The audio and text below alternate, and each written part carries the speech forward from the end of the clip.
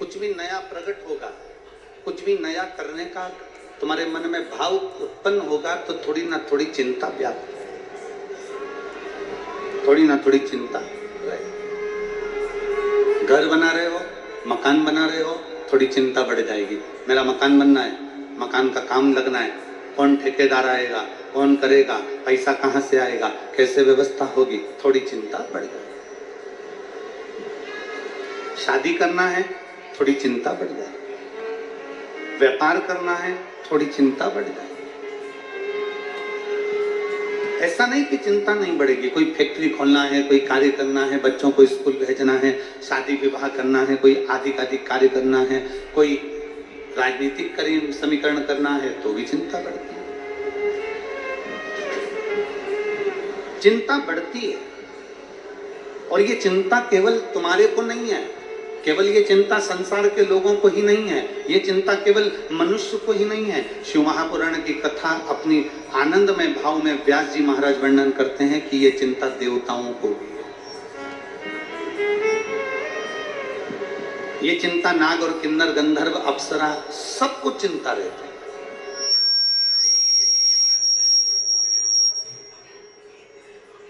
ये चिंता हर एक में समाहित होती है, ये चिंता सब में। ऐसा नहीं कि कोई गंधर्व हो, अप्सरा हो, नृत्य कर रहे हैं सो आनंद है, देव हो, किन्नर हो, असुर हो, राक्षस हो, सब में चिंता व्याप्त थी। एक थोड़ा सा विष सामने प्रकट हुआ और उस विष की चिंता व्याप गई कि ये विष कौन पिएगा, इस विष को कहाँ लेकर जाएंगे, ये विष किसको देंगे, ये जहर किसको देंगे, ये जहर कौन लेगा, चिंता व्यापी। तब भगवान नारायण ने आकर, तुरंत भगवान विष्णु ने आकर उसी समय पर कहा कि ये चिंता मत करो। भगवान नारायण कहते हैं कि अब शंकर का चिंतन करो। और आप सबसे निवेदन है, जब जिंदगी में सामने चिंता खड़ी हो, जब तुम्हें लगे कि मैं बहुत बुरी तरह से कहीं ना कहीं गिर गया हूं, जब तुम्हें लगे कि मेरे सम्मुख में ये चिंता व्याप रही है, मुझे रात की नींद चली गई, मेरी बेचैनी बढ़ गई, मेरा ब्लड प्रेशर, मेरा शुगर, ये सब कहीं ना कहीं किसी न किसी रूप में बढ़ रहा है, घट रहा है, तुम्हें चिंता व्यापने लगी। आजकल तो हम कहते हैं कि शरीर में कितनी चिंता है, आजकल इंद्रियां भी बता देती हैं।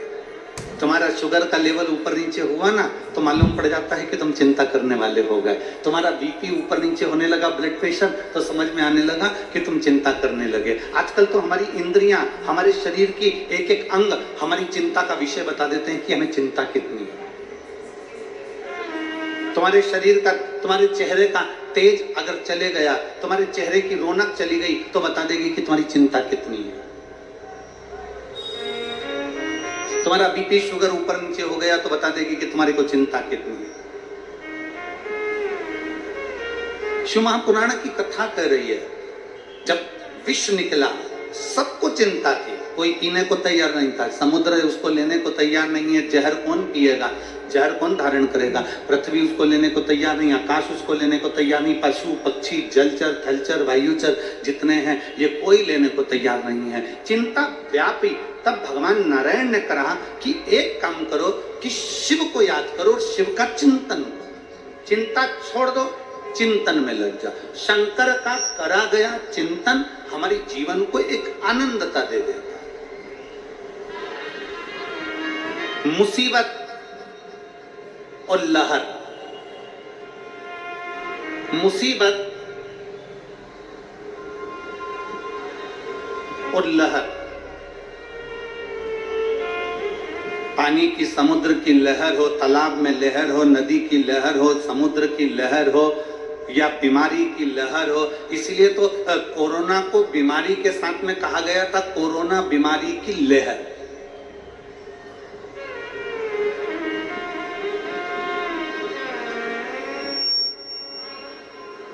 जब कोई बड़ी बीमारी आती है तो कहते थे इसकी लहर चल रही है। लहर का मतलब क्या होता है? पानी की लहर और मुसीबत, पानी की लहर और दुख, पानी की लहर और तकलीफ, समुद्र की लहर और मुसीबत, समुद्र की लहर और तकलीफ, समुद्र की लहर और दुख, ये एक जैसे हैं। इनको एक जैसा कहा गया। क्यों?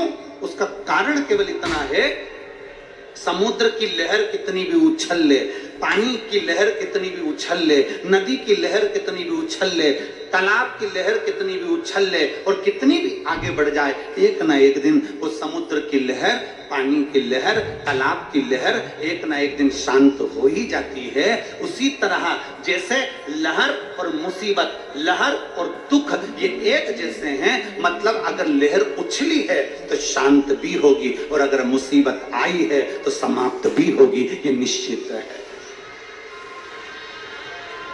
ये निश्चित।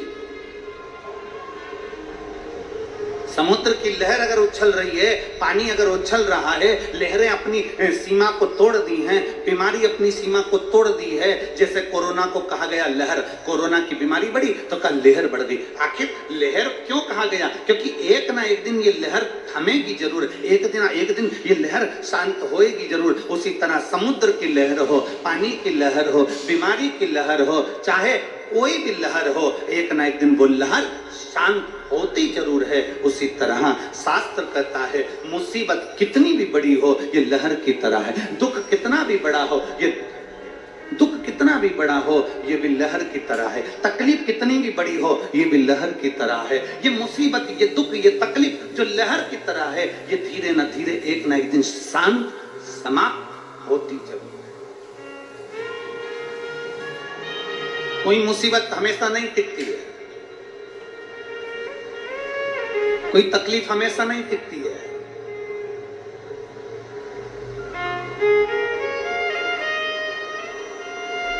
कोई मुसीबत, कोई तकलीफ, कोई कष्ट हमेशा नहीं रहता है, हमेशा नहीं रहता। एक ना एक दिन ये समाप्त होता चलेगा। भगवान देवताओं ने मिलकर, सभी देवों ने मिलकर कह दिया, भगवान नारायण ने सारे देवताओं से, सारे नागों से, किन्नर से, गंधर्व से, असुर से, पक्षियों से, पशुओं से, देवताओं से, सबसे कह दिया, सुर असुर सबसे कह दिया, चिंता ना करो, शंकर का चिंतन करो। अब जरा विचार करिएगा कि एक तरफ पूंछ पकड़ी गई है वासुकी नाग की, ये थोड़ा ऊंचा करिए, वासुकी नाग की एक तरफ पूंछ पकड़ी गई है, दूसरी तरफ मुख पकड़ा गया। एक तरफ पूंछ पकड़ी गई है, एक तरफ मुख पकड़ा गया, खींच रहे हैं उसको। अब शिव जी का चिंतन कैसे होगा? अब भगवान शंकर का चिंतन कैसे होगा? जरा विचार करिएगा। चिंतन हो तो फिर हो कैसे?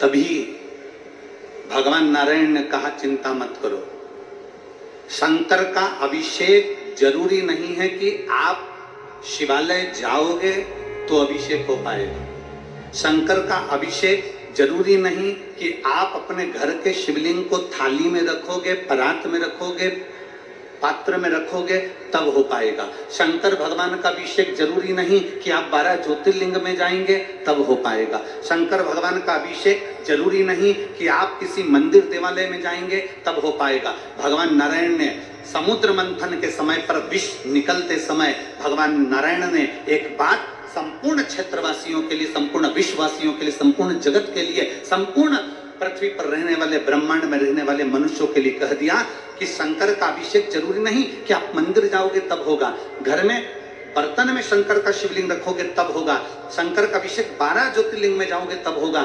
शास्त्र कहता है शंकर का अभिषेक तुम जब भगवान शंकर को दिल से याद करते हो, श्री शिवाय नमस्तुभ्यम, ओम नमः शिवाय, नमः शिवाय, जब तुम स्मरण करते हो पंचाक्षर मंत्र का, षडाक्षर मंत्र का, ये श्री शिवाय नमस्तुभ्यम का जब तुम स्मरण कर रहे होते हो और दिल से तुमने अगर उसको स्मरण कर लिया तो समझ लेना कि तुम्हारे शंकर अभिषेक हो गया, उसका चिंतन हो गया, उसका स्मरण हो गया, उसकी भक्ति हो गई, उसका मंत्र जाप हो गया। आप समझे उसको, भजन हो गया।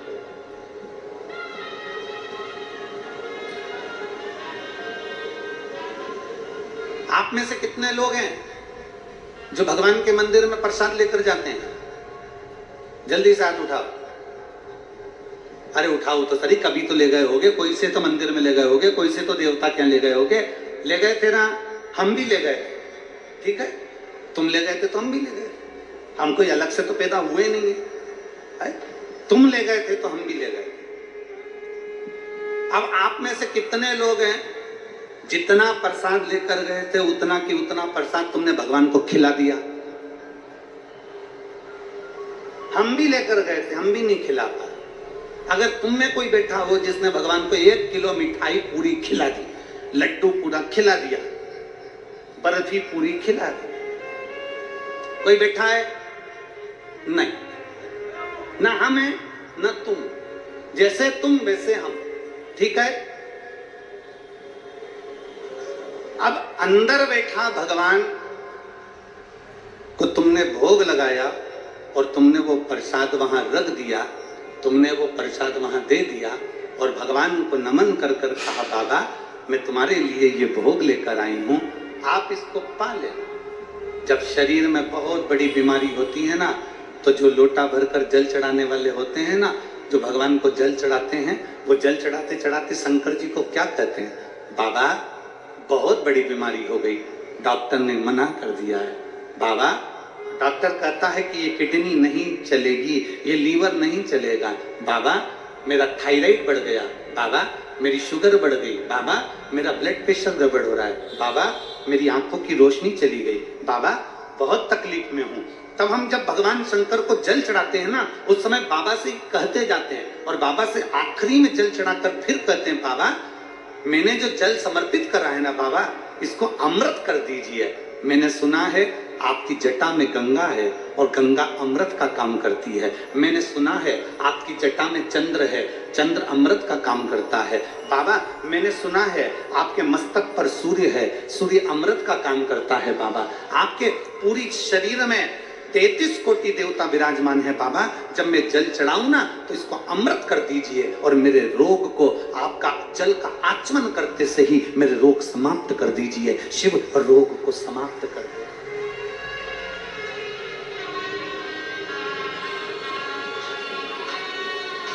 आप भी प्रसाद लेकर मंदिर में गए, हम भी प्रसाद लेकर मंदिर में गए। कल हमारे श्री आमदार सुहास अन्ना जी कांडे जी कह रहे थे और ताई कह रही थी कल कि गुरुजी हम दोनों भोजनशाला में गए थे और रोज जा रहे हैं गुरुजी, प्रतिदिन भोजनशाला में हम रोज जाते हैं। और गुरुजी भोजनशाला में जब हम रोज जाते हैं और जो सारे शिव भक्त भोजन कर रहे हैं उसी में से हम लोगों ने भी भोजन किया। तो कल माननीय आमदार जी और ताई कह रहे थे कि गुरुजी ना जाने उस भोजन में क्या है ऐसा कि भगवान का प्रसाद अलग ही स्वाद आ जाता है। तो मैं श्री सुहास अन्ना जी से कहूंगा जब भाव से भगवान को दिया जाए ना तो भगवान भाव से पा लेता है।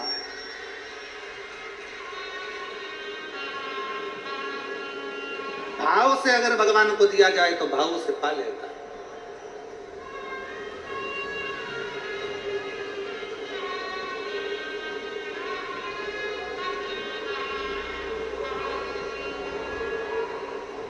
तीन लाख भक्त अगर यहाँ कथा सुनने के लिए आ रहे हैं, 2 लाख भक्त कथा सुनने के लिए आ रहे हैं, 4 लाख भक्त अगर कथा सुनने के लिए आ रहे हैं तो उसमें से कम 1.5 से 2 लाख भक्त ऐसे होते हैं जो भगवान शंकर का प्रसाद पाकर जाते हैं।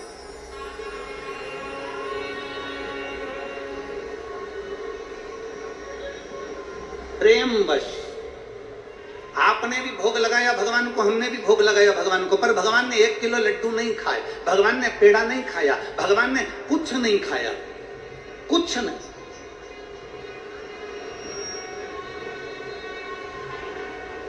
जब भगवान ने कुछ नहीं पाया, प्रेमवश बस भगवान के सामने रखा और भगवान ने उसे भाव से पा लिया, तो जो प्रसाद हम खाते हैं उसमें अपने आप स्वाद बढ़ जाता है। इससे ये महसूस होता है कि भगवान ने भोग लगा लिया है। इससे ये महसूस हो जाता है कि भगवान ने भोग लगा लिया। अब चलो आगे बढ़ते हैं इसी कथा में। आप में से सबने भगवान को भोग लगाया, हमने भी भगवान को भोग लगाया। भगवान ने अंदर भोग लगा हुआ प्रसाद पंडित जी ने हमको वापस दे दिया, हम अपना डब्बा लेकर वापस चल दिए। अब हमारा सनातन धर्म क्या कहता है? अब हमारा सनातन धर्म क्या वर्णन करता है कि मंदिर से जब प्रसाद का डब्बा लेकर निकलो तो उसमें से थोड़ा थोड़ा प्रसाद सबको बांटो।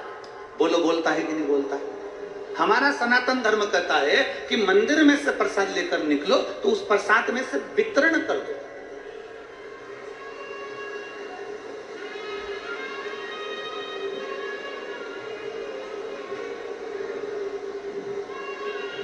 अन्ना जी, आपको कल के लिए धन्यवाद। कल एक दीदी यहाँ पर व्हील चेयर पे आई थी। हमारा ऐसा नियम है कि व्यासपीठ से हम जब तक बैठे हैं तब तक हम बेलपत्र देते हैं, उसके बाद हम यहाँ से उतरने के बाद हम बेलपत्र उठाते भी नहीं और देते भी नहीं। हमारा नियम है ये, जब तक हम बैठे हैं तब तक बेलपत्र देते हैं। कल हम जब उतर गए और वो व्हील चेयर से वो दीदी यहाँ पर आई, शायद आज बैठी हो कि ना बैठी, तो वो वहाँ आई तो आपने कहा गुरुजी इनके तकलीफ है और ये व्हील चेयर पर हैं तो इनको बेलपत्र। अब हमारे मन में आया कि हम बेलपत्र कहाँ से लाएं, कैसे दें? तो अन्ना जी आपको साधुवाद है उसके लिए। आपने अपनी जेब में से आपकी जो बेलपत्र थी वो निकाल कर दे दी और कहा ये बेलपत्र इनको दे दो गुरुजी, इनको जरूरत। उसकी साधुता है आप। इससे ये मालूम पड़ता है कि हम सबके लिए हैं, हम सर्वस्वता के लिए बेटे, हम सर्वस्वता के लिए।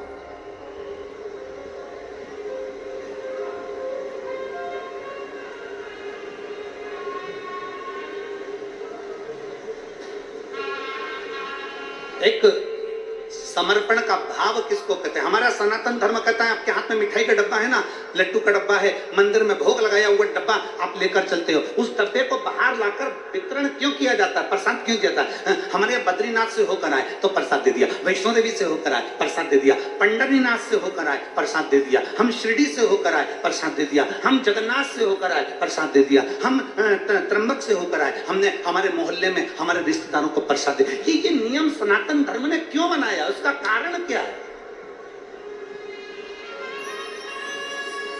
सनातन धर्म में ये नियम क्यों बना कि आप मंदिर से आओ तो प्रसाद दो?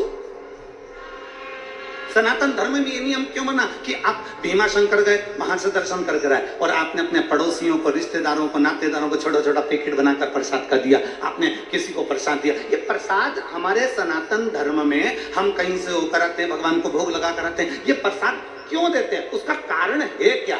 आखिर क्या हमारा सनातन धर्म में ये चीज क्यों बताई गई कि प्रसाद देना चाहिए? उसका कारण केवल इतना सा है कि मंदिर में जो भगवान बैठा है, जिसको हमने भोग लगाया है, वो अंदर बैठकर हमारे प्रसाद को भाव से खाता है, सामने प्रकट होकर नहीं खाता। पर उसी प्रसाद को जो बाहर मंदिर तक नहीं गए, उनको जब आप थोड़ा सा प्रसाद देते हो तो उनके अंदर बैठा हुआ शंकर उस प्रसाद को पा लेता है और उसका उद्धार कर देता है।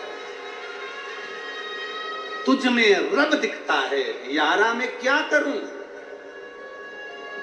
हर एक में शिव दिखता है, यारा में क्या करूं?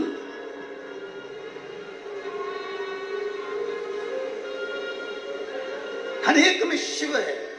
मंदिर से बाहर निकले, प्रसाद बांटना प्रारंभ करा, प्रसाद बांटना प्रारंभ करा तो ना जाने किस वेश में नारायण मिल जाए, इतने को प्रसाद दिया है, 25 लोगों ने प्रसाद लिया, 50 लोगों ने प्रसाद लिया, ना जाने कौन व्यक्ति कैसा था, किस भाव से उसने प्रसाद को ग्रहण करा, ना जाने कौन था जो शंकर का रूप रखकर आया प्रसाद लेकर चले गया, ना जाने कौन था जो शिव तत्व के रूप में आया और प्रसाद लेकर चले गया।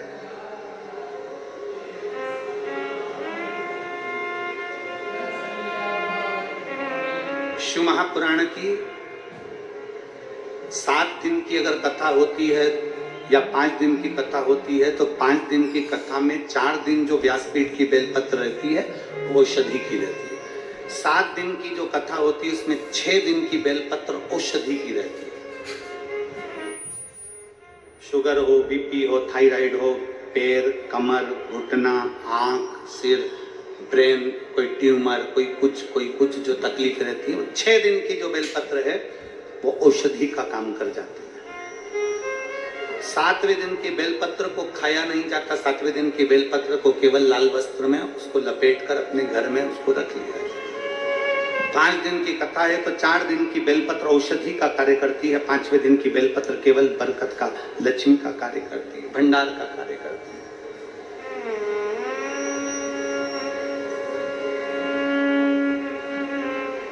शिव महापुराण की बेलपत्र का बड़ा महत्व है। आप लोग कभी अगर शिव पुराण का अगर तुम्हारे घर में अगर शिव पुराण हो तो उसको पढ़ेंगे तो उसमें बेलपत्र का महत्व आएगा।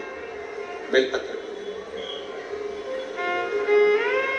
क्यों शिव पुराण की बेलपत्र की इतनी औषधि है, क्यों शिव पुराण की बेलपत्र को इतना लक्ष्मी की प्राप्ति का केंद्र बिंदु बताया? उसका कारण यह है 12 ज्योतिर्लिंग करने के लिए 12 स्थान पर जाना पड़ता है, उप ज्योतिर्लिंग करने के लिए उप स्थान पर जाना पड़ता है, 4 धाम करने के लिए 4 स्थान पर जाना पड़ता है, सारी नदी तालाब और सरोवर का स्नान करने के लिए सारे स्थान पर सरोवर पर जाना पड़ता है, सारे कुंड और बावड़ी का स्नान करने के लिए कुंड और बावड़ी पर जाना पड़ता है। पर केवल वेद व्यास जी ने लिखा शिव महापुराण के अंदर कि केवल एक शिव पुराण ऐसी है कि वो शिव पुराण जहां पर रहती है वहां सारे तीर्थ, नदी, तालाब, ज्योतिर्लिंग, उपलिंग सब आकर विराजमान हो जाते हैं और उस शिवलिंग की अर्थात उस पुराण की एक बेलपत्र भी औषधि का कार्य कर जाता है।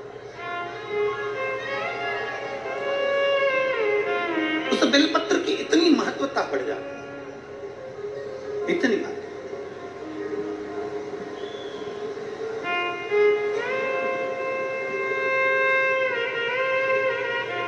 आज पूरे महाराष्ट्र का गौरव का विषय है।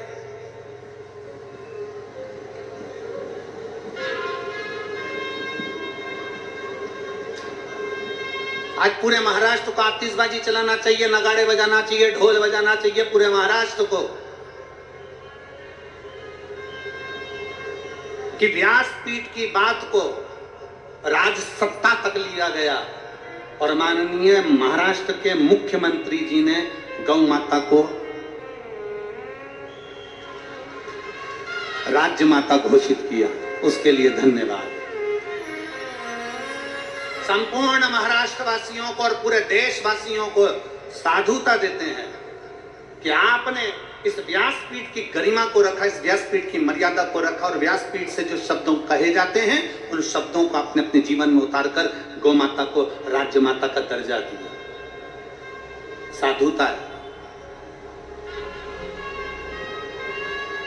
बहुत बहुत साधुता है। माननीय मुख्यमंत्री शिंदे जी को बहुत बहुत साधुता है।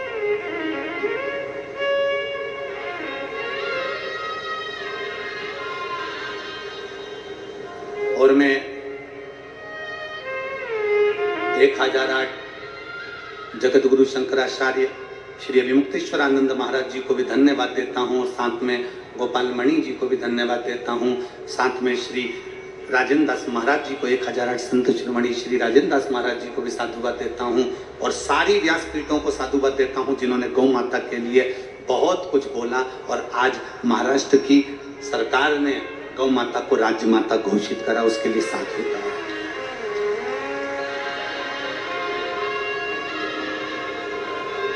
और सारे संतों से निवेदन है ये चिंगारी को बुझने मत देना, इस चिंगारी को बुझने मत देना।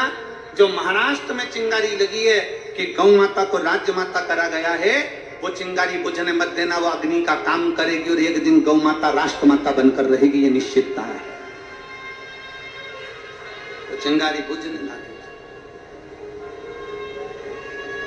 सनातन धर्म में प्रसाद देने का क्या महत्व है ये हमारी शिव पुराण बताती है। और एक और चीज समझ लीजिए, सनातन धर्म में प्रसाद देने का महत्व बताया तो सनातन धर्म में एक चीज और बताई कि प्रसाद कहां बांटना, कैसे बांटना, कब बांटना,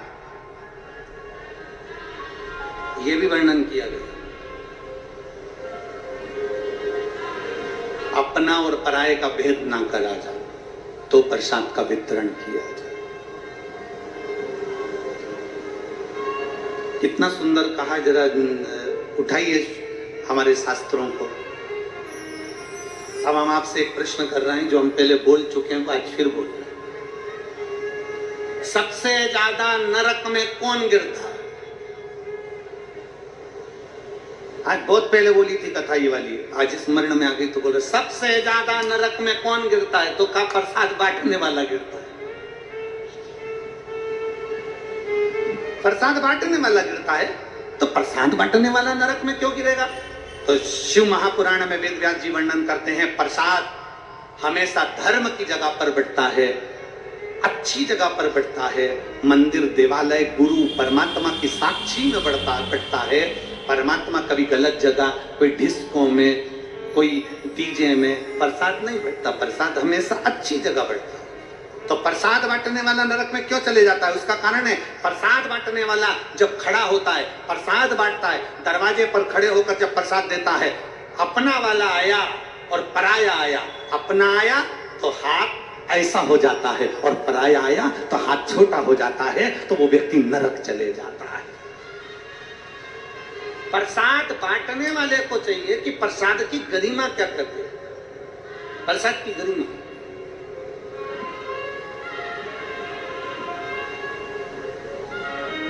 कल हमने जो देखा यहाँ पर आमदार जी, बहुत अच्छा लगा, उसके लिए सुहास अन्ना जी, उसके लिए हम साधुता। आपने उन 3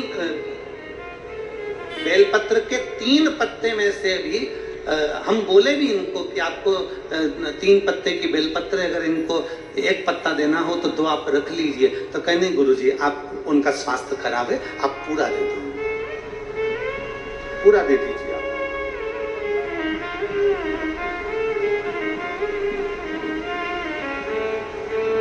ये निर्मल भाव होता है, ये निर्मल स्वभाव होता है। आप देखो,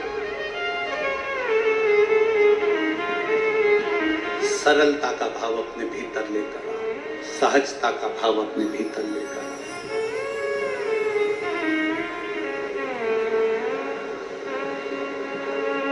जब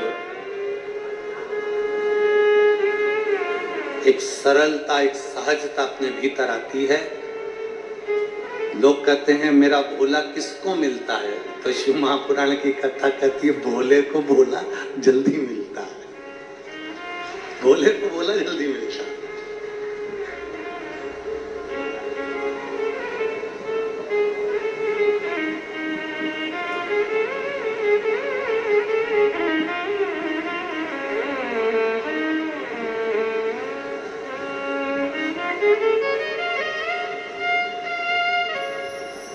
भगवान शिव की कथा करेंगे, चिंतन कर, चिंतन करो, चिंतन। असुर सांप को पकड़े हुए हैं, देवता सर्प को पकड़े हुए हैं, और वो कह रहे हैं कि हम शंकर का चिंतन कैसे करें। कौन कहता है कि अपना घर छोड़ोगे तो चिंतन होगा? कौन कहता है अपनी दुकान छोड़ोगे तो भगवान का चिंतन होता है? कौन कहता है कि आप अपना काम कारोबार छोड़ दो और बाबा बन जाओ तो भगवान का चिंतन होता है?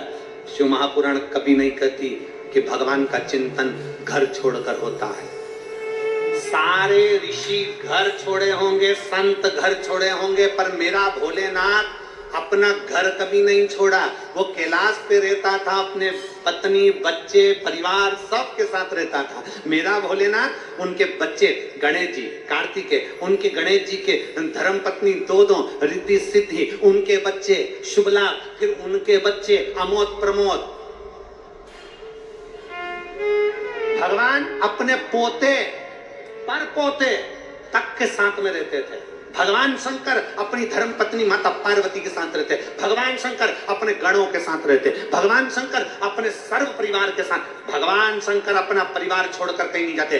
सारे देवताओं को परिवार के साथ कहीं पर प्रतिष्ठित नहीं किया जाता, पर शंकर के जितने मंदिर हैं, शिवालय जितने हैं, सारे शिवालय में शंकर का पूरा परिवार बैठता है। गणेश जी बैठेंगे, कार्तिकेय बैठेगा, नंदी बैठेगा, पार्वती जी बैठेगी, शंकर जी बैठेंगे, नाग बैठेगा, सर्प बैठेगा, सब बैठेंगे, त्रिशूल रखेगा, डमरू रखेगा, सब कुछ शंकर जी के मंदिर में होगा। शंकर अपने परिवार को छोड़कर नहीं बैठते, शंकर कभी अकेला भी नहीं रहता, शंकर पूरे परिवार के साथ रहता है। शंकर कभी नहीं कहते कि तुम अपनी दुकान छोड़ दो, शंकर कभी नहीं कहते कि तुम तुम्हारी खेती छोड़ दो, शंकर कभी नहीं कहते कि तुम्हारी जमीन जायदाद छोड़ दो। शंकर भगवान कहते हैं कि जैसे असुर और देवता सब सांप पकड़कर मंथन कर रहे हैं समुद्र का, और भगवान नारायण कर रहे हैं कि शिव का चिंतन करो, तो इन्होंने पूछा कि हम सांप छोड़कर शिव का चिंतन करें, हम काम छोड़कर शिव का चिंतन करें, हम शिव का चिंतन करें कैसे? तब भगवान नारायण ने कहा नहीं, काम करते रहो और शिव का नाम जपते रहो, चिंतन हो जाए।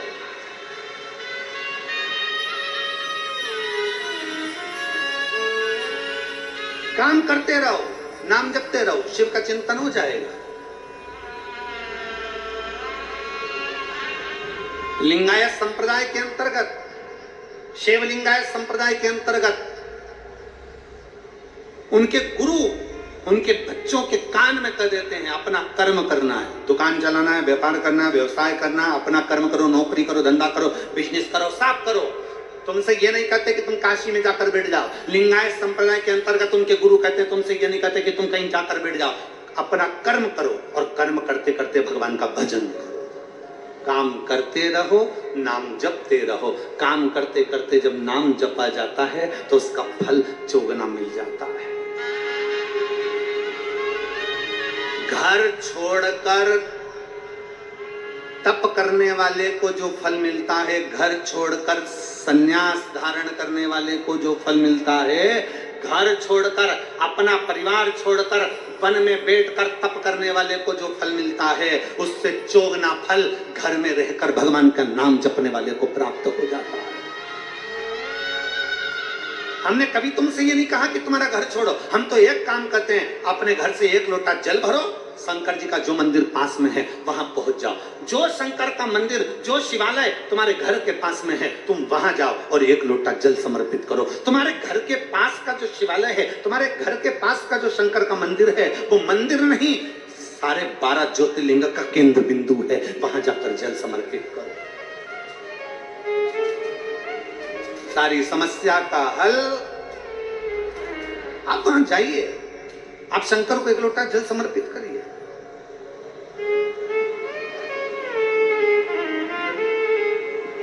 आप शिव के द्वार जाइए, आप शंकर का भजन करिए। जैसे लहर शांत होती है, दुख भी शांत होता है, समस्या भी शांत होती है, टेंशन भी शांत होता है, पर थोड़ा सा शिव की भक्ति। लहर आई है तो थोड़ा सा उछलने दो, दुख आया है थोड़ा बढ़ने दो, तकलीफ आई है थोड़ा आएगा, कष्ट आया है थोड़ा आएगा, तकलीफ आई है थोड़ा आएगा। चिंता ना करो, शंकर की भक्ति करो, धीरे धीरे धीरे धीरे धीरे धीरे शांत हो जाए। अपने स्वभाव को, अपने मन को, अपने चित्त को विचलित मत होने दो।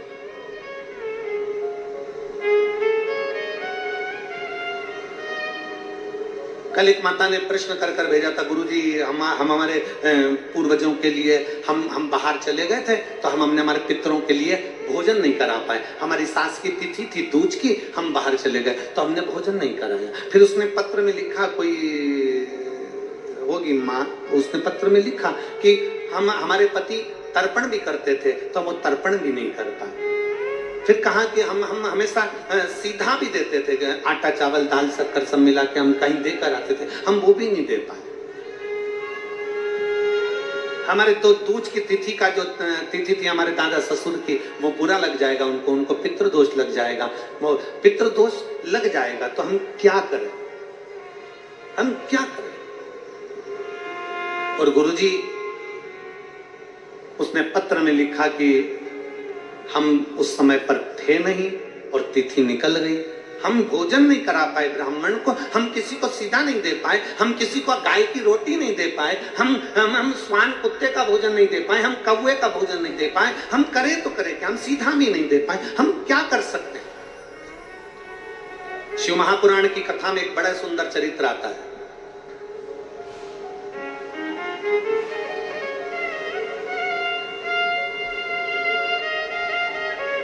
जब भगवान देवाधिदेव महादेव विराजमान थे पितृलोक से पितरों के स्वामी आर्यमा, पितरों के स्वामी आर्यमा लेकर आए थे कौवे पर बिठाकर और पृथ्वी पर उनको छोड़ा गया। कितने दिन के लिए? जम के बोलो, 16 दिन के लिए। बहुत ध्यान से सुनना कथा को। 16 दिन के लिए पृथ्वी पर पितरों को आर्यमा स्वामी ने, पितरों के जो स्वामी थे आर्यमा, कौवे पर बिठा कर लाए और उनको सारे पितरलोक के जितने जीव थे सबको पृथ्वी पर छोड़ दिया। पितरलोक पूरा खाली, पितरलोक पूरा खाली, पूरा खाली। सारे पितर पृथ्वी पर आ गए, सारे पितर।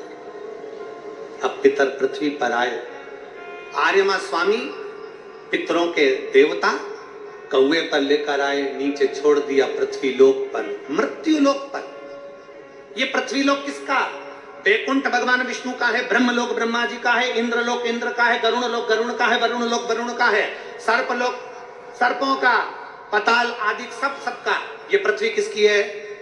जम के बोलो। ये मृत्यु लोक का स्वामी कौन है? देव अधिदेव महादेव। मृत्यु लोक का स्वामी कौन? भगवान शंकर, भगवान शिव। जब आर्यमा स्वामी पितरों को लेकर आए, पृथ्वी पर लाकर छोड़ा, भगवान शंकर के सामने जाकर आर्यमा स्वामी ने कहा, बाबा भोलेनाथ शंभु त्रिकालदर्शी कैलाशी अविनाशी है शिव, कृपा करिए। शंकर भगवान ने पूछा, क्या बात है आर्यमा? आर्यमा क्या हुआ? आर्यमा स्वामी ने कहा, बाबा भोलेनाथ 16 दिन पितरों के पूर्ण हो जाएंगे, अमावस्या के दिन पितर अपने अपने पितृलोक में चले जाएंगे, सारे पितृलोक में पहुंच जाएंगे, सारे पितर।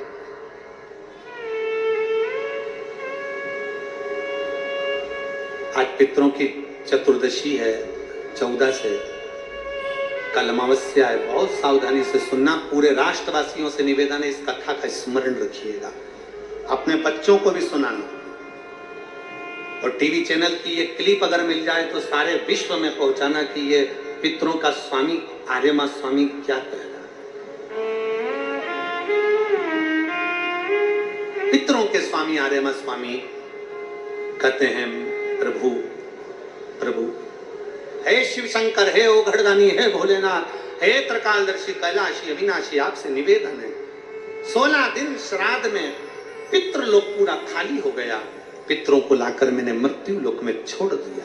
सारे पितृ, सारे पूर्वज जितने मर कर चले जाते हैं वो 16 दिन पृथ्वी पर आकर इन जीवों के रूप में फिरते हैं। दिखते नहीं है, जीव के रूप में रहते हैं, अणु जैसे। आपको क्या कहें, आप में से किसी ने एक आध बार ऐसा करा है क्या कि धूप में से कांच की रोशनी को छांव में दिखाओ? किसी ने करा? धूप की रोशनी में से, कांच में से छांव में दिखाओगे तो वो जो रोशनी जा रही है ना, उसमें छोटे छोटे कण नजर आते हैं। किस किस ने करा? जरा हाथ उठाओ जरा। हमने बचपन में करा।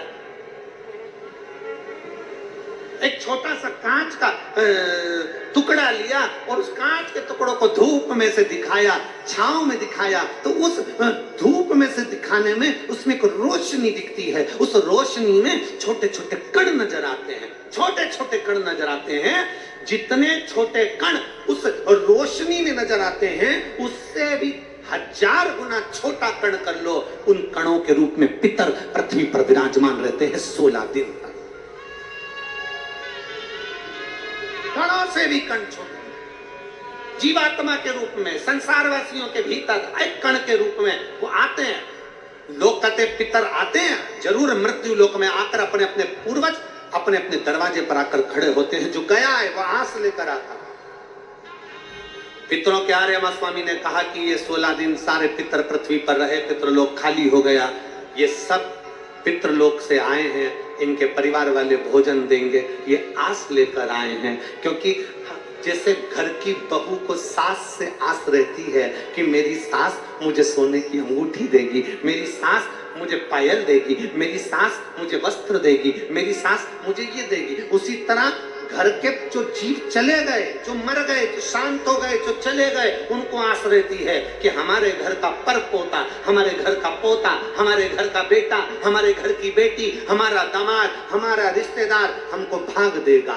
पहले घर जाते हैं, वहां नहीं मिलता तो नाना के घर जाते हैं, वहां नहीं मिलता तो फिर दूसरे बेटी दामाद के घर जाते हैं, कहीं से कुछ मिल जाए। तो आर्यमा स्वामी ने कहा अपने भोले बाबा से, हे शंभु, हे त्रिकालदर्शी कैलाशी, ये 16 दिन श्राद्ध के पितृ रहते हैं पृथ्वी पर, आखिरी में अमावस्या के दिन ये अपने घर को जाते हैं। बाबा, इनमें से कई पितर ऐसे हैं जिनको भोजन नहीं मिल पाता। जैसे उस बहन ने लिखा कि मैं नहीं थी। कई पितर ऐसे हैं जिनको भोजन नहीं मिल पाता।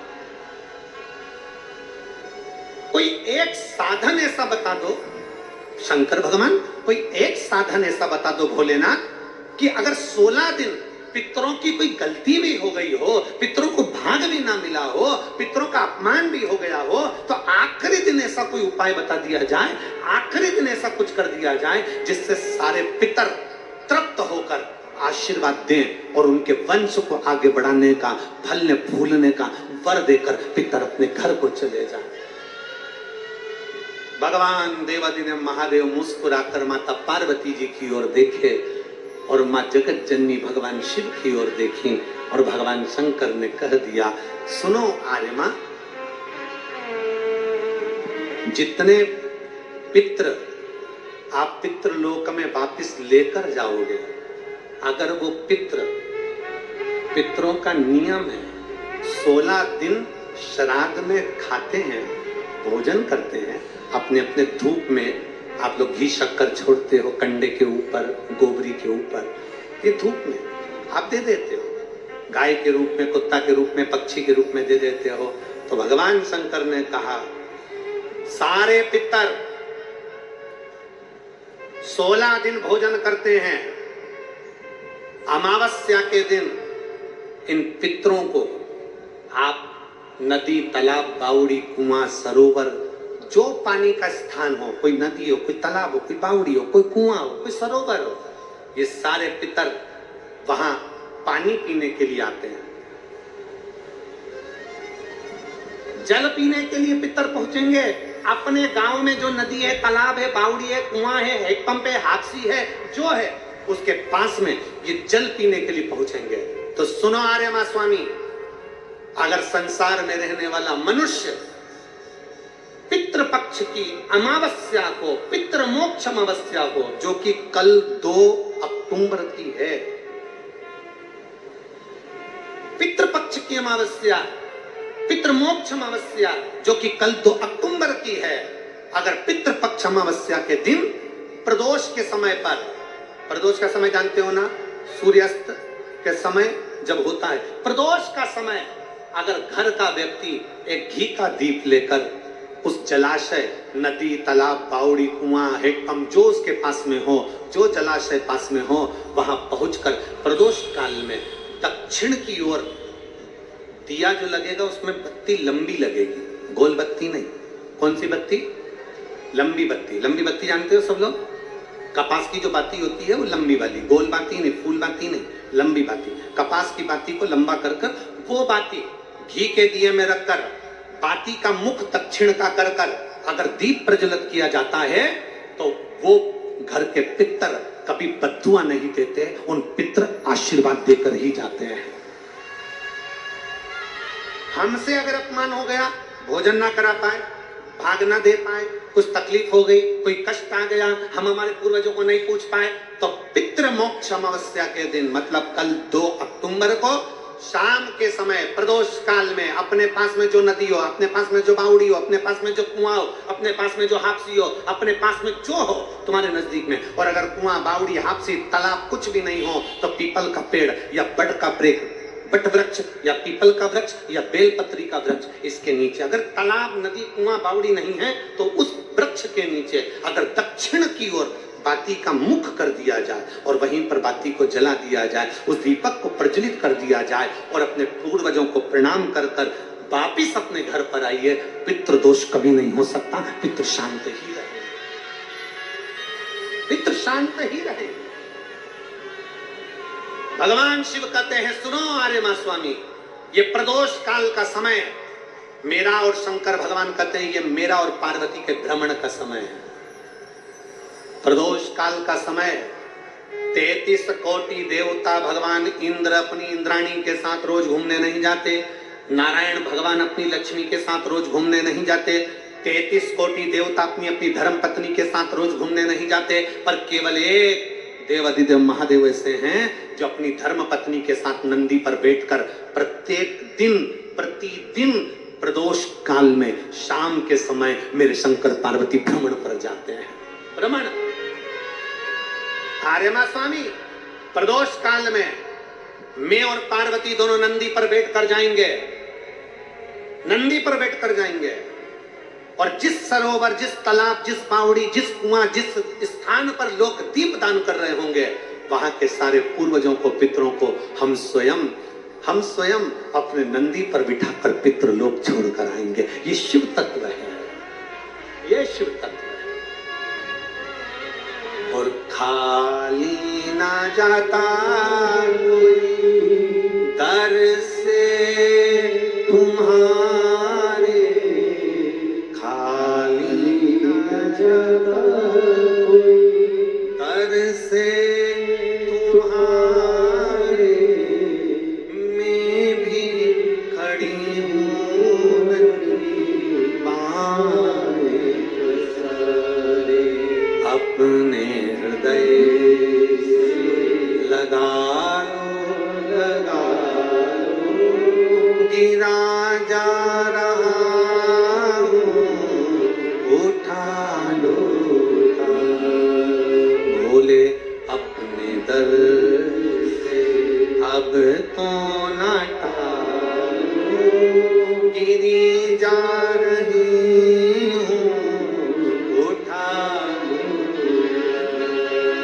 पितृपक्ष की अमावस्या मतलब 2 अक्टूबर, भगवान देवादिदेव महादेव खूब आनंदमय भावों से अपने पितरों के निमित्त जलाशय, नदी, तालाब, बावड़ी, कुआं जो तुम्हारे पास में हो वहां जाकर घाट पर दीप दक्षिण की बाती लगाकर उसको प्रज्वलित अवश्य करो, अवश्य।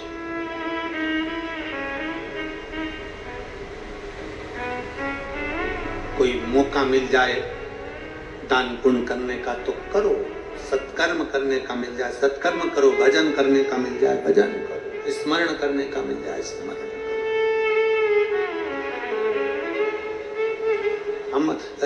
हम फिर वापिस अंजुम ताई जी को और आमदार सुहास अन्ना जी को बहुत बहुत साधुवाद देते हैं। ताई, इतने सारे भक्तों को, शिव भक्तों को भोजन कराने के लिए लोग आमंत्रित करते हैं, पर श्राद्ध पक्ष में आपके इतने शिव भक्त नांदगांव के जो इस सामने बनी भोजनशाला में भोजन कर रहे हैं ताई, उसके लिए आपको साधुता देते हैं, बहुत बहुत साधुता। इतना शिव भक्त, मेरे ओघड़ी शंकर का इतना भक्त, आपकी जो सामने भोजन भंडारा चल रहा है उसमें इतने शिव भक्त अगर भोजन कर रहे हैं तो ताई आपको बहुत बहुत साधुवाद है, उसके लिए बहुत बहुत साधुवाद। अन्ना जी आपको बहुत साधुवाद। कितना लोग तड़पते हैं कि हमारे घर लोग आए और श्राद्ध पक्ष में मुख झूठा करें, इतने नांदगांव के इतने शिव भक्त आपकी इस भोजनशाला में मुख झूठा कर रहे हैं, उसके लिए साधुता आपको। श्री शिवाय नमस्ते। साधुता है, बहुत बहुत साधुता। कितना कितना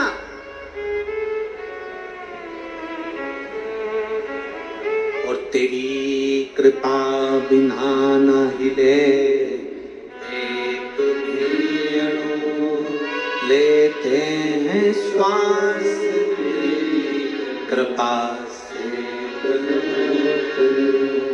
बखान क्या करूं मैं राखों के ढेर का, चपटी भभूत खजाना कुबेरा, गंगाधार मुक्ति द्वार ओंकार तू, भोले ओंकार तू, आयु शक्ति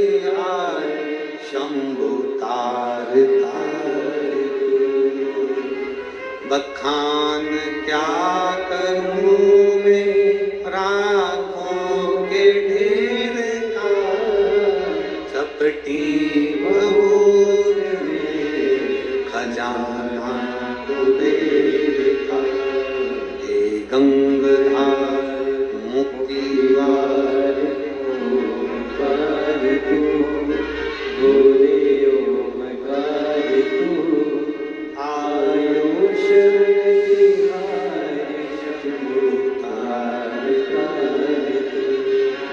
ये हमारा सनातन धर्म हमको सिखाता है, ये हमारा राष्ट्र हमको सिखाता है, ये हमारा राष्ट्र हमको सिखाता है, हमारा सनातन धर्म हमको सिखाता है,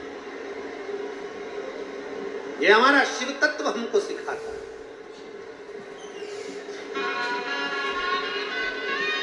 कल उस माता ने एक प्रश्न और लिखा था, गुरुजी श्राद्ध में कौवे को भोजन क्यों दिया जाता है?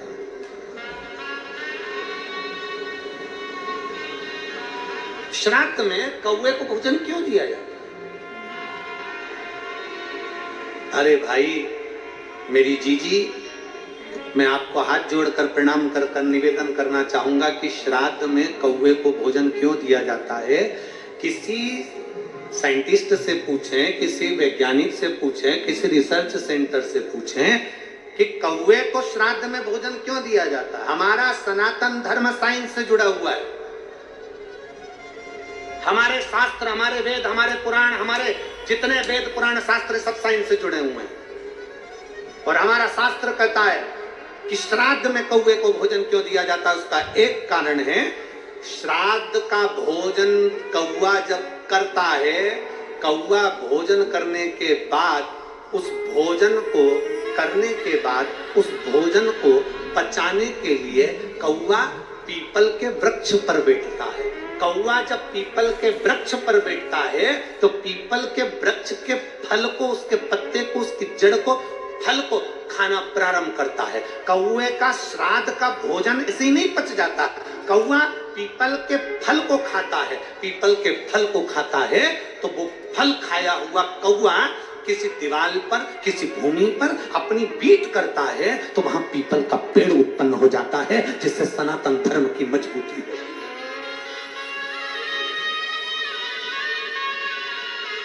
पीपल का वृक्ष उत्पन्न हो जाता है। पीपल का वृक्ष क्योंकि वो प्रकृति की रक्षा के लिए है, प्रकृति की रक्षा।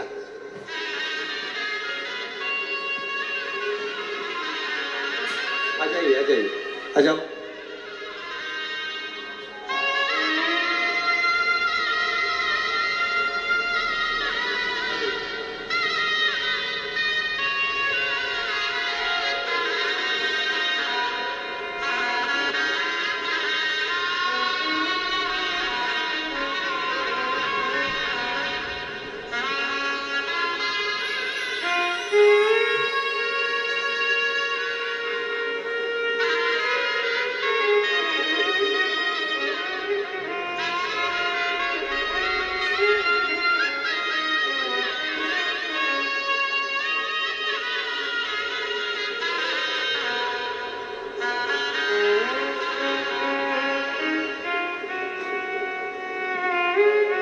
श्राद्ध पक्ष का,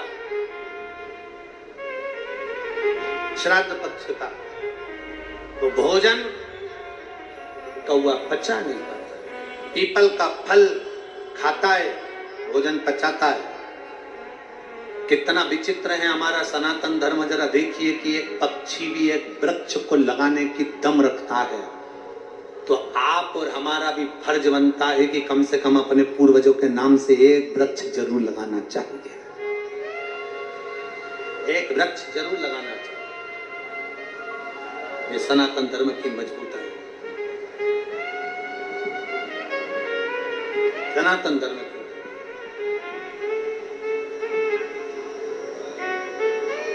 और तेरी कृपा बिना न हिले एक भी लेते हैं श्वास, तेरी कृपा बखान क्या करूं रातों के ढेर का, चपटी भगोत में खजाना कुबेर का, गंगधार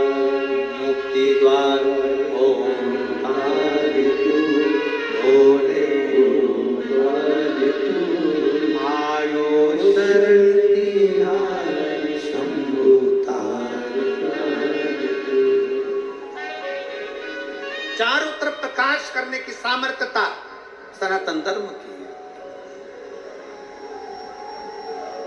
सनातन धर्म। और बहुत ध्यान से, बहुत सावधानी से स्मरण रखिएगा,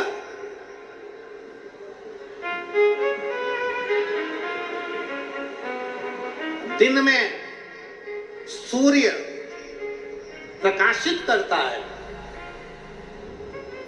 दिन में सूर्य प्रकाशित करता है, रात्रि में चंद्र प्रकाशित करता है।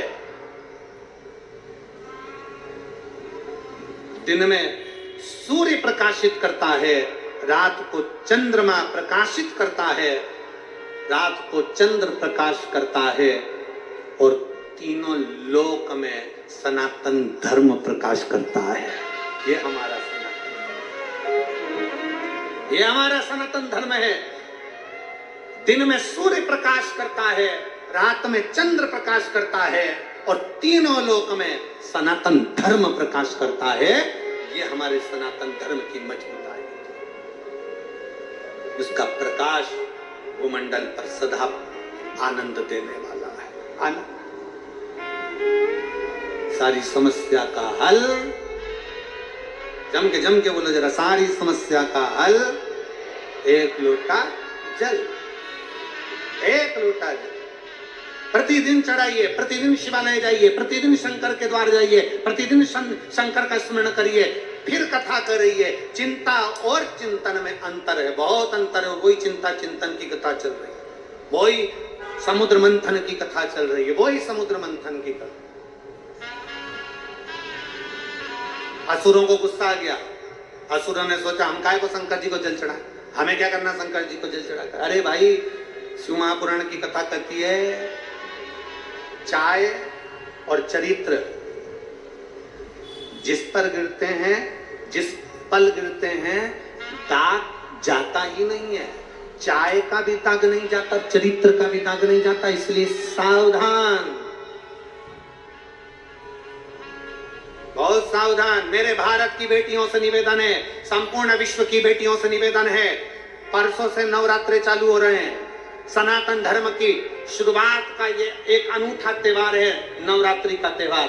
मेरा संपूर्ण भारत की बेटियों से निवेदन है, संपूर्ण जगत की बेटियों से निवेदन है, इस व्यासपीठ के माध्यम से, इस नांदगांव की व्यासपीठ के माध्यम से संपूर्ण जगत की बेटियों से निवेदन है कि आपसे निवेदन है कि अगर गरबे में जा रही हो, गरबा खेलने के लिए जा रही हो, निवेदन है हमारे सनातन धर्म की मर्यादा के साथ जाना, वस्त्र ऐसा पहनकर जाना जो मर्यादित हो, वस्त्र ऐसा पहनकर जाना जो मर्यादित हो। हमारी मर्यादाओं को गिराने वाले वस्त्र पहनकर ना जाइएगा, मेरा बेटियों से निवेदन है।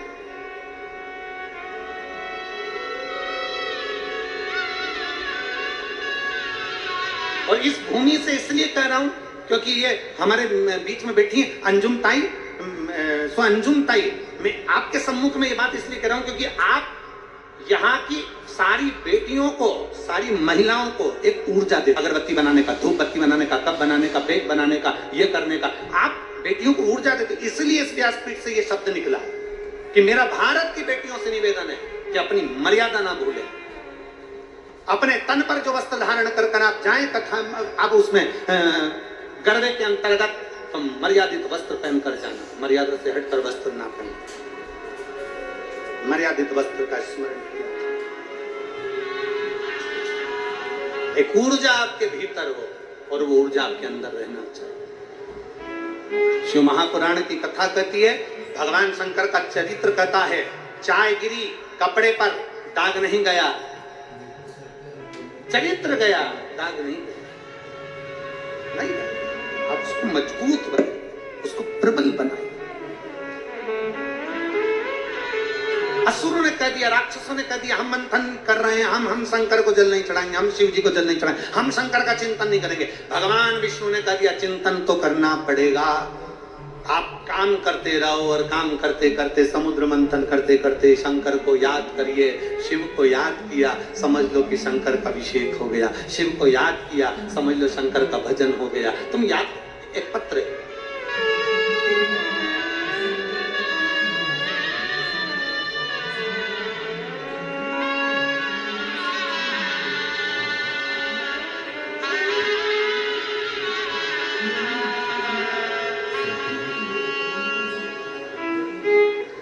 हम एक दिन की कथा सुनने के लिए मालेगांव आ गए और मालेगांव में एक दिन की कथा सुनी और कथा सुनने के बाद मेरे पति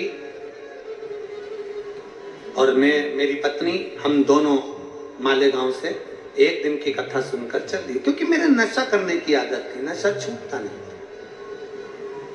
कथा पूरी हुई 5 बजे, हम घर गए, मंदिर में 1 लोटा जल चढ़ाया। जल चढ़ाकर मैंने आचमन करा। मुझे क्या मालूम था कि मेरी पत्नी कथा के पंडाल की, जहां कथा का पंडाल लगा था वहां की मिट्टी मेरे को लगा देगी। वहां की मिट्टी मेरी पत्नी ने मेरे को लगाया और ना जाने मुझे क्या हुआ। गुरुदेव, उस मालेगांव की एक दिन की कथा के बाद आज तक मैंने मदिरा को हाथ नहीं लगाया, छोड़ दिया। मैं नहीं जानता गुरुजी की शिव महापुराण की मिट्टी में क्या होता है। मैं नहीं जानता गुरुजी की शिव महापुराण का कंकर शंकर का क्या होता है। मैं नहीं जानता कि शंकर की भक्ति क्या होती है। एक दिन की कथा, मात्र एक दिन की कथा हमारे जीवन को सवार दे। एक दिन, एक पल, एक घड़ी, जो 30 साल से मदिरा का नशा कर रहा है, उसका नशा छूटे कैसे? कैसे छूटे?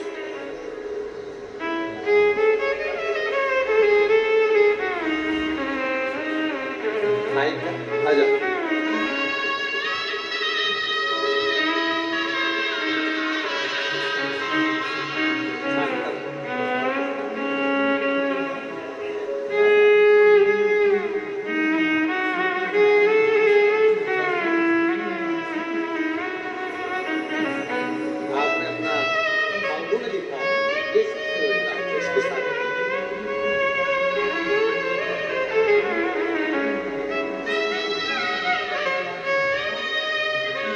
एक शिव भक्ति। दुनिया के लोग कहें कि कथा में क्या मिलता है, आपसे निवेदन है, कल तो मासिक शिवरात्रि थी, आज हमारे शिव महापुराण की शिवरात्रि है। आपको मालूम होगा शिव पुराण में 6ठे दिन शिवरात्रि रहती है। शिव पुराण की शिवरात्रि क्यों रहती है? क्योंकि आज के दिन रात में लोग पूरी रात संकीर्तन करते हैं। और मैं भाऊ आपको धन्यवाद दूंगा, अन्ना जी आपको साधुवाद दूंगा कि आपको क्या मालूम, कहाँ से मालूम पड़ जाता है कि 6ठे दिन की रात्रि शिवरात्रि रहती है और आपने आज रात्रि को भजन का आयोजन भी रखा है, तो उसके लिए साधुवाद है। क्योंकि आज की रात्रि हमारे यहाँ कथा में शिवरात्रि मनाई जाती है। आज के दिन रात भर शिव भक्त आते हैं। आसपास के क्षेत्र में जितने शिव भक्त होंगे वो पूरी रात आएंगे, भजन करेंगे रात भर पंडाल में। रात भर भजन कर कर सुबह 8 बजे की कथा सुनेंगे, 11 बजे लोग अपने घर को चले जाएंगे। 7वें दिन की कथा पूरी सुनेंगे। और भाग्यशाली हैं आप सब जो बाबा की कृपा से आज भजन कीर्तन का भी आयोजन इन्होंने रखा, जिससे सभी लोग उस भजन का आनंद ले सकें। मौका मिले आप भक्ति करिए, मौका मिले। महाराज भगवान शंकर से अपने मन की बात कहना है, दिल से बाबा को प्रार्थना करना है।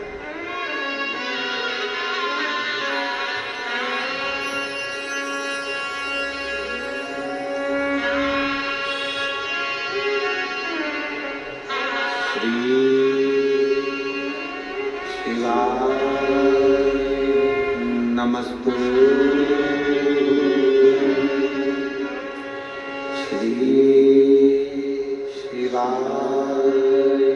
नमस्तु श्री शिवाय नमस्तु श्री शिवाय नमस्तु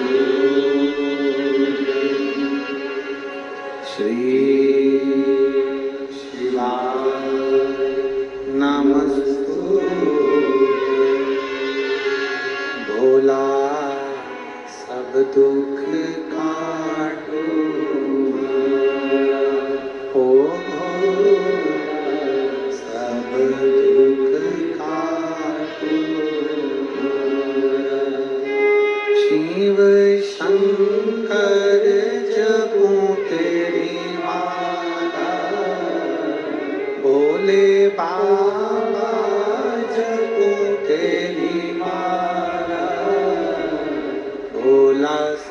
दुख काटो,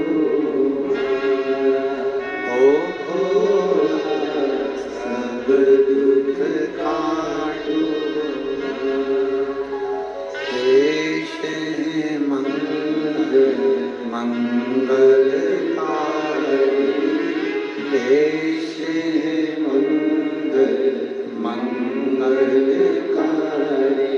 शमशान वासी हमारा, शमशान वासी हमारा, ओ भोला सब दुख काटो,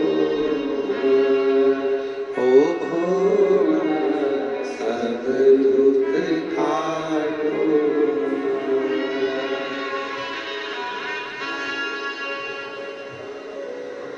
भगवान देवादिदेव महादेव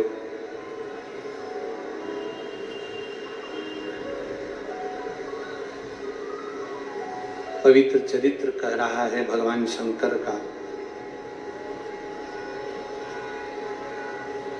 देवता और असुर मिलकर मंथन कर रहे हैं।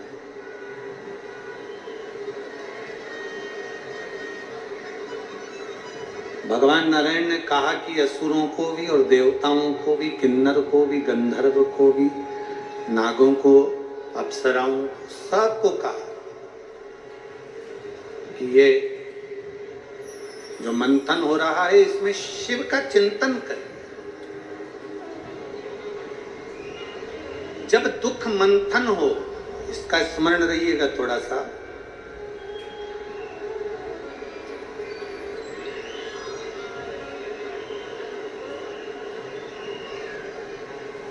अगर मान लो थोड़ा सा दुख अपनी जिंदगी में ज्यादा आ गया, थोड़ी तकलीफें ज्यादा आ गई, थोड़े समस्या ज्यादा आ गई, थोड़ी परेशानियां ज्यादा आ गई, हिम्मत ना आना। दुख में, तकलीफ में, कष्ट के समय पर अपनी मेहनत को 4 गुना करिए। कोई कंपटीशन एग्जाम देने बैठ रहे हो, कोई परीक्षा देने बैठ रहे हो, कोई पढ़ाई कर रहे हो, कोई जाकर जॉब करने की तैयारी, अपनी मेहनत को 4 गुना बढ़ाओ। अभी तक जितना पढ़ा था उससे ज्यादा पढ़ाई करिए। अभी तक जितनी मेहनत करी थी उससे ज्यादा मेहनत करिए। और फिर भगवान शंकर को 1 लोटा जल चढ़ाकर, 1 बेलपत्र शहद चढ़ाकर बाबा से विनय कर कर चले जाए। मेहनत 4 गुनी करना।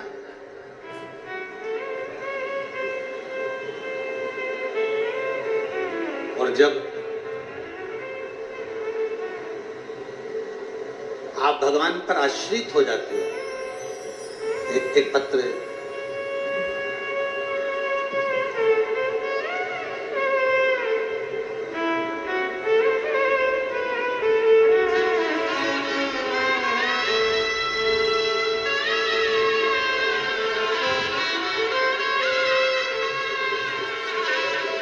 मेरा नाम सुरेखा बाबूलाल राठौड़ है।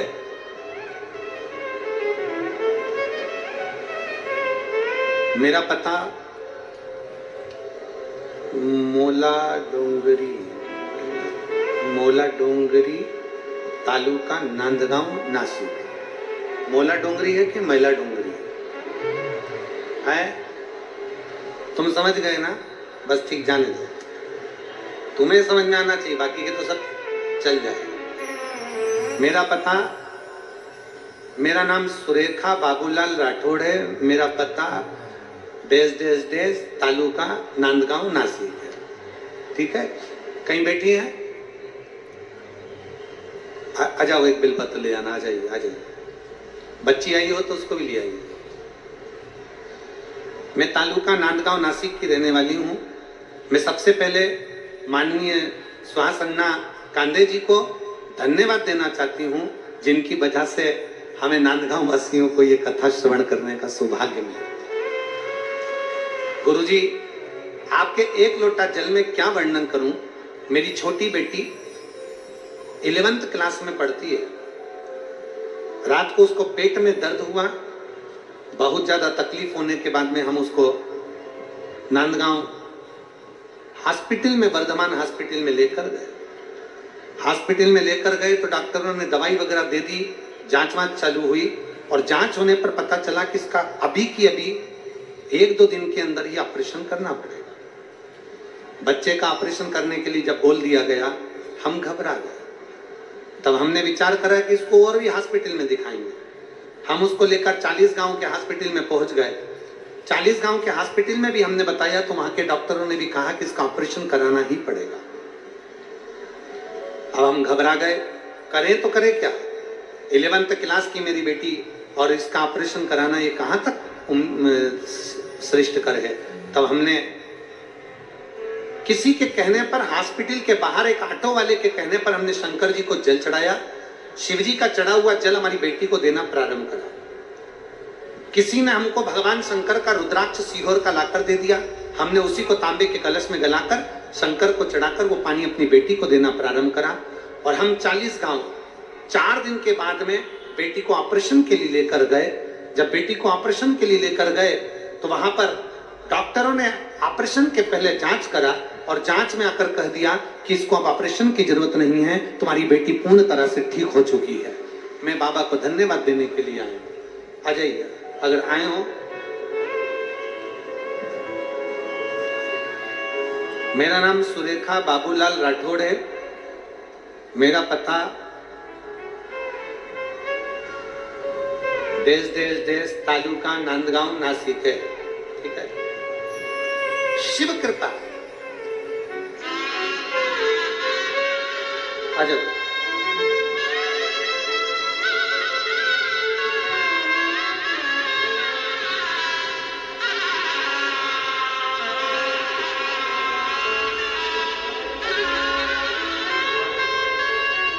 पिताजी को भेज दो। आ जाओ, आ जाओ।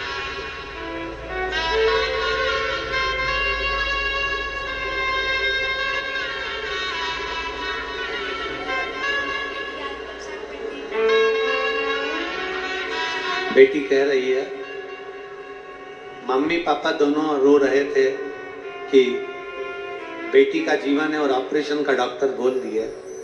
पर बेटी कह रही है कि मेरे 1 लोटा जल पर इतना भरोसा था और मैंने मेरे मम्मी पापा से कह दिया था कि भले ऑपरेशन के लिए ले जाओ, पर मेरा ऑपरेशन नहीं होगा। मेरा बाबा साहब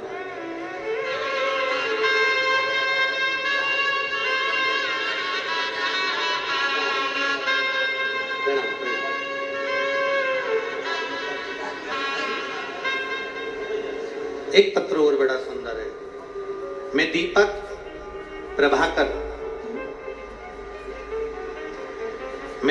प्रभाकर मुकाम पोस्ट पीपल कोठा तहसील एरंडोल जिला जलगांव महाराष्ट्र से हैं। कहीं बैठे हैं? आ जाइए, एक बेलपत्र लेकर जाइए। आ जाइए। एरंडोल तहसील से जलगांव महाराष्ट्र के हैं। मैं बाबा कथा के पंडाल में बैठकर कथा सुनने का वर्णन करना चाहता हूं। गुरुदेव, मुझे एक लड़का और एक लड़की है। मेरी पत्नी, हम सब मिलकर बाबा का धन्यवाद देने के लिए आए हैं। गुरुदेव, 8-9 महीने पहले मुझे चक्कर आने लगे और मैं गिर गया। हॉस्पिटल में लेकर गए, जलगांव के अस्पताल गया। डॉक्टर ने मुझे एडमिट होने के लिए कहा। मुझे पता नहीं चला कि मुझे क्या हो गया। तब रोते हुए मेरी आंख भर आई। डॉक्टर ने बताया कि आपकी दोनों किडनियों ने काम करना बंद कर दिया है। आपकी दोनों किडनियां बेकार हो चुकी हैं, दोनों किडनियां काम नहीं कर रही हैं। या तो किडनी ट्रांसप्लांट करा जाए या फिर आपका जीवन इतना नहीं रहेगा। क्योंकि अगर एक किडनी भी थोड़ा काम कर रही होती तो आपका जीवन आपको चल जाता। पर मेरी दोनों किडनियों ने काम करना बंद कर दिया। मेरा पूरा परिवार रोने लगा। गुरुदेव, तब करते तो क्या करते? एक जगह दिखाया तो कहा कि किडनियां पूरी खराब हो चुकी है। दूसरी जगह डॉक्टर को दिखाया, किडनी लीवर दोनों खराब हो चुके हैं। तीसरी जगह दिखाया तो भी मुंबई तक हमने जांच करा लिया, तो भी मुंबई ले गए, नासिक ले गए, संभाजी नगर ले गए। ऐसा कोई डॉक्टर नहीं जिससे हमने बात नहीं करी और सभी ने एक ही बात कहा कि आपकी दोनों किडनियां खराब हो गई हैं और एक किडनी या 2 किडनी ट्रांसप्लांट कराना ही पड़ेगा। तब हम हताश हो गए और हताश होकर हम देवाधिदेव महादेव के मंदिर जाना चालू कर दिया। शिव जी को जल चढ़ाते, आचमन कर लेते, सीहोर गए, वहां का कंकर शंकर लिया आए और रुद्राक्ष का जल पीना प्रारंभ करा। आज मैं आमदार साहब सुहास अन्ना जी, कांदे जी को, अंजुम ताई जी को यहाँ से बहुत बहुत साधुवाद देता हूँ कि आज उन्होंने आपसे मिलने का मौका दिया और अब हमारा स्वास्थ्य ठीक हुआ। हम बाबा को धन्यवाद देते हैं। ये शिव तत्व है, ये वो घड़ी है।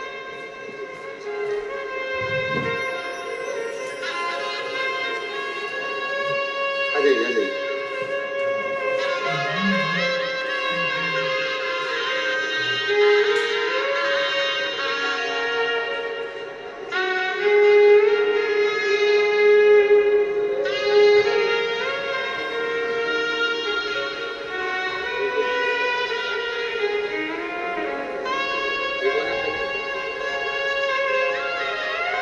एक बार जोरदार ताली बजाएं।